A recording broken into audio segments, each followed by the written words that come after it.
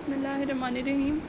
Communication system का part number 2 देखते हैं आज। एमसीक्यूज़ का हमने कल 12 एमसीक्यूज़ डिस्कस किए थे और मैं दोबारा बता दूं कि जो डायरेक्ट इस वीडियो को देख रहे हैं वो इससे पहली वीडियो देख लें जिसके अंदर 12 पार्ट्स हैं, क्योंकि उस वीडियो के डिस्क्रिप्शन में एक फ़ेसबुक ग्रुप का लिंक मौजूद है। अगर आप वो ग्रुप ज्वाइन करेंगे तो आपको ये फ़ाइल मिल जाएगी एनालॉग कम्युनिकेशन के एमसीक्यूज़ की, जिसको मैं इस वक्त डिस्कस कर रही हूँ। So starting from the MCQs number 13, वो कह रहा है कि the ratio of peak modulating signal voltage to the peak carrier voltage in an AM signal is referred as. Okay, ये हमारे पास एक म्यू होता है मॉड्यूलेशन इंडेक्स। एम्पलीट्यूड मॉड्यूलेशन के अंदर इसकी डेफिनेशन डिफरेंट है, फ्रीक्वेंसी मॉड्यूलेशन के अंदर इसकी डेफिनेशन डिफरेंट है। तो एम्पलीट्यूड मॉड्यूलेशन के अंदर जो मॉड्यूलेशन इंडेक्स होता है वो यही होता है। असल में वो हमें बताता है, वो हमें एक मॉड्यूलेशन इंडेक्स एक मेजरमेंट है जो हमें ये बताती है कि हमारे जो हमारा कैरियर सिग्नल है उसके अंदर मॉड्यूलेशन हुई है वो किस हद तक हुई है, उसकी एक्सटेंट क्या है, वो किस हद तक हुई है।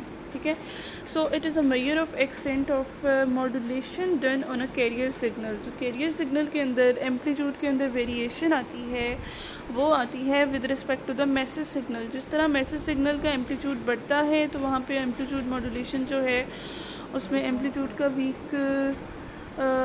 जो है वो ज़्यादा होता है। जब आपका एम्पलीट्यूड कम होना शुरू होता है वहाँ पे आपका एम्पलीट्यूड मॉड्यूलेशन में भी उस लिहाज से चेंज आता है। सो जो हमारे पास ये मॉड्यूलेशन इंडेक्स है, ये मेजरमेंट होती है कि आपके कैरियर सिग्नल के अंदर मॉड्यूलेशन किस हद तक हुई है।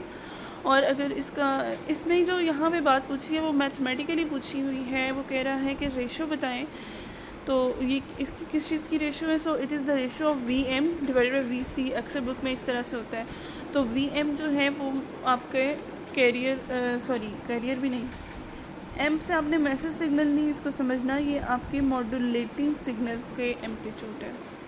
ओके, चलें जी। अब डेसिबल्स जो होता है ना, ये हमारे पास बी ऑप्शन में उसने दिया हुआ है। ये हमारे पास होता है, ये हमारा एक लॉगरिथमिक यूनिट है जो कि रेशोज़ को मेजर करता है और ये यूनिट लेस होता है। सो MCQs 14 नेक्स्ट में आते हैं। उसमें वो कह रहा है कि the outline of the peak of the carrier in amplitude modulation has the shape of the modulating से। हाँ, उधर उसमें शेप होती है आपके मॉड्यूलेटिंग सिग्नल की, जिसको आप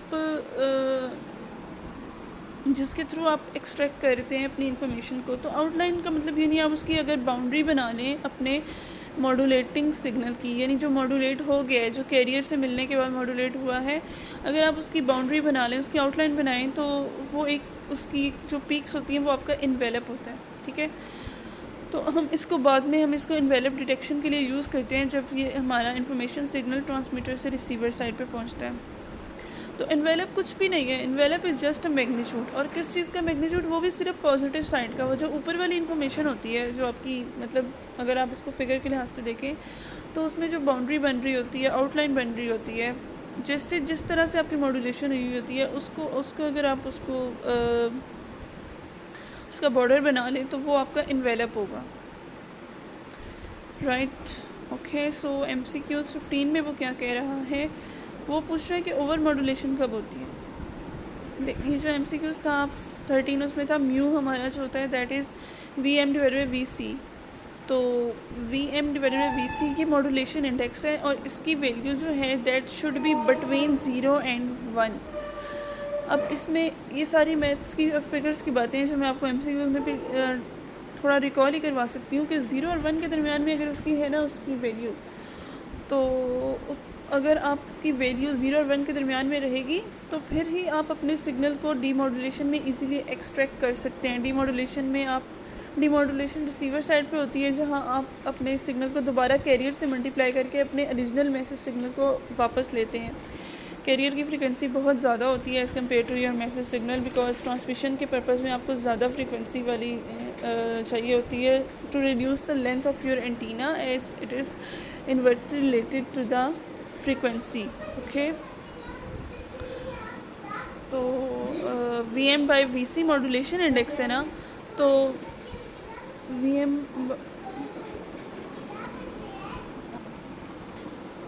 तो अगर V M by V C, अब आप इसको V M by V C को अगर आप माइंड में इस मैथमेटिकल एक्सप्रेशन को रखें, अगर वी एम बड़ा है वी सी से, तो इसका मतलब है कि आपकी मॉड्यूलेशन इंडेक्स तो डेट इज़ ग्रेटर देन 1, और इसकी वैल्यू होनी चाहिए 0 और 1 के दरमियान। अगर ग्रेटर देन 1 है तो वो आपकी ओवर मॉड्यूलेशन हो जाएगी। उसमें ये होता है कि फिर कैरियर जो है ना उसमें फेज़ में शिफ्ट आ जाता है मॉड्यूलेशन के अंदर ही।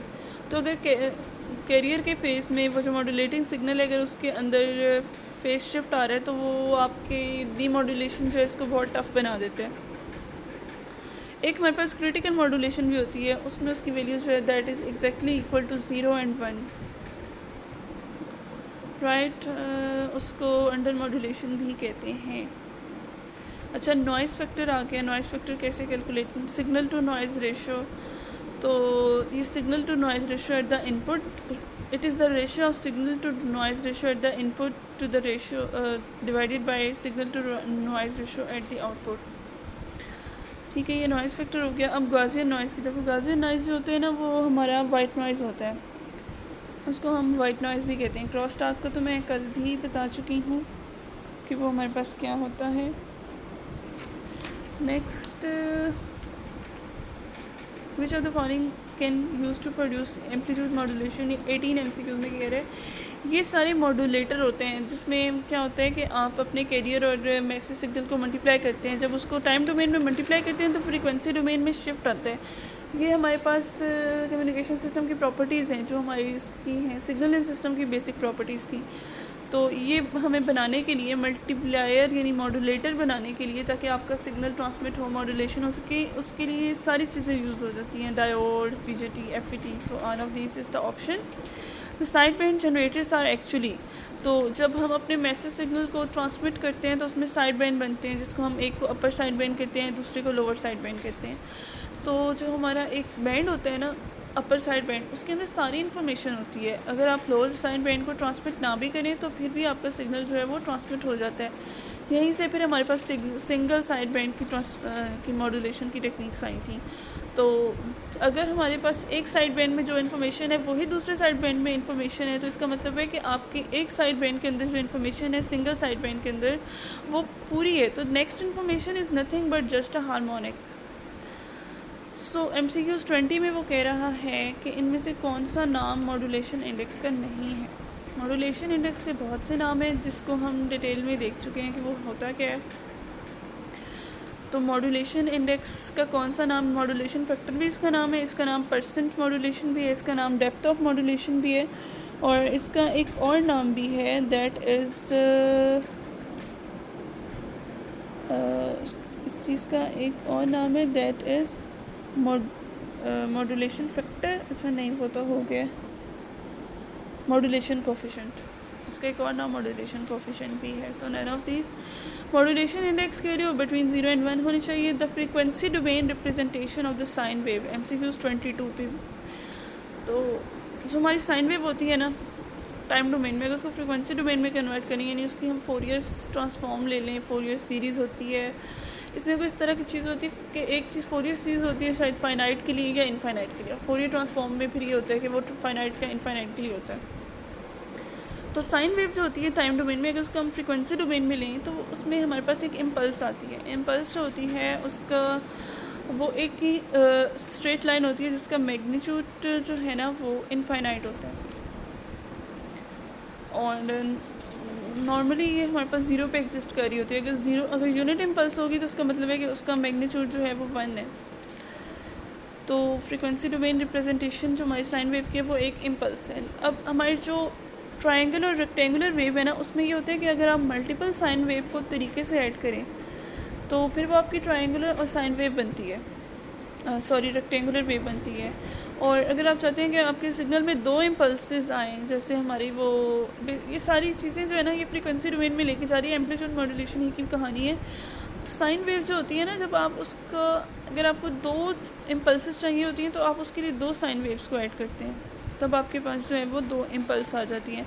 सिंगल साइन वेव जो होती है उसकी सिर्फ एक इम्पल्स आएगी, यानी जो साइन वेव होती है अगर आप उसका फ्रीक्वेंसी डोमेन लेंगे तो वो एक ही पॉइंट पे सिर्फ उसकी एक वैल्यू होगी, रिमेनिंग पॉइंट्स पे वो 0 होगी। तो और फिर मैंने बताया कि ट्रायंगुलर और रेक्टेंगुलर वेव जो है उसमें बहुत सी साइन वेव एडअप होकर बनती हैं। तो इसका मतलब है कि अगर ट्रायंगुलर और रेक्टेंगुलर का फ्रिक्वेंसी डोमेन लेंगे तो उसमें मल्टीपल इम्पल्सेस होंगी। तो 23 MCQs में वो कह रहा है कि modulation index is increase from 0 to 1, तो ट्रांसमिटेड पावर का साथ क्या होगा।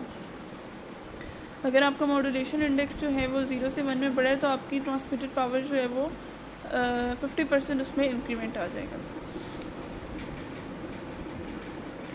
24 MCQ में वो कह रहे हैं modulating voltage is related to side band amplitudes. ये दोनों मैंने बताया ना कि हमारे पास अपर साइड बैंड और लोअर साइड बैंड दोनों होती हैं, तो ये इसका इन दोनों के साथ ताल्लुक़ है। साइड बैंड्स के साथ अपर साइड बैंड 0 की तरफ होता है, यानी जहाँ आपका वो रेफरेंस पॉइंट होता है।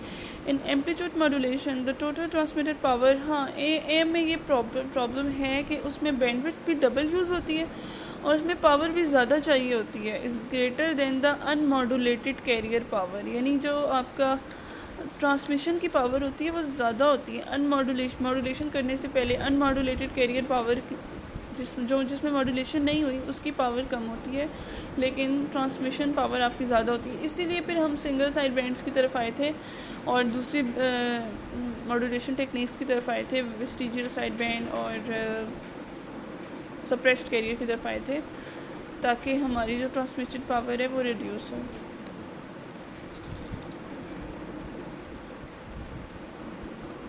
Only sine waves can be no amplitude modulated, लेकिन इसमें ऐसा कुछ भी नहीं है। ट्रायंगुलर को भी आप कर सकते हैं क्योंकि उसके अंदर भी मल्टीपल साइन वेव्स ही होती हैं। In which of the following bands understanded amplitude modulation radio broadcast stations, तो मीडियम फ्रीक्वेंसी जो होती है ना वो हमारी यूज़ होती है रेडियो स्टेशंस में। Display of signal amplitude versus frequency, हाँ जी, फ्रीक्वेंसी के अगेंस्ट जो चीज़ होती है दैट इज़ फ्रीक्वेंसी डोमेन। जो टाइम डोमेन, अगर सिग्नल एम्पलीट्यूड वर्सेस टाइम होता तो that is the time domain. तो ये हो गए हैं आज हमारे 28 MCQs।